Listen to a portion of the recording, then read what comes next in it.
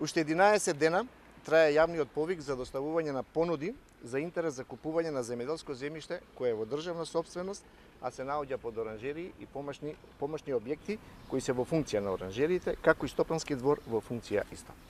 Со овој јавен повик, сопствениците на оранжерии ќе имаат можност да го купат земјиштето на кое се наоѓаат оранжериите, а кое во моментот се наоѓа во државна сопственост.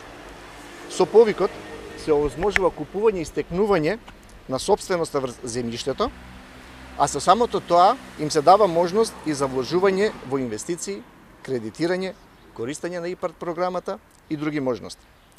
Со оглед на тоа дека оранжериското производство е извозно ориентирана гранка, инвестирањето и модернизирањето, како и зголемувањето на производството е клучно за конкурентноста на оваа гранка. Потенцираме дека особено во документацијата е важно проценката за вредност на земјиштето да биде направено од Бирото за судски вештачења.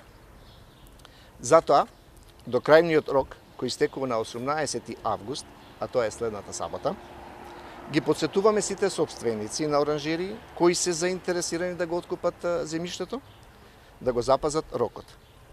Воедно апелираме до сите заинтересирани да достават комплетна документација. Ова е важно за комисијата да постапи навреме и да има што поголем број на прифатени понуди. Цената на земјиштето се утврдува според методологија за процена на пазарна вредност на земјоделско земјиште во државна сопственост, под оранжерии и објекти кои се наоѓаат во функција на производството. На јавниот повик може да аплицират сите што имаат легализиран објект во функција на земјоделско производство. Да кажеме дека ова е прв јавен повик. До крајот на годината планираме да објавиме уште 2 јавни повици.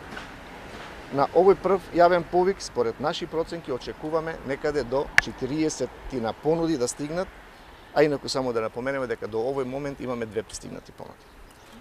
Она што сакаме да го кажеме дека ова е еден нов бран на водење на политиката и стопанисување со државното земјоделско земјиште и ова е првиот чекор. Ќе ги согледаме искуствата и следното што е планирано да се започне со продажба на земјоделско земјиште кое се наоѓа под лозови насади, односно долгогодишни култури.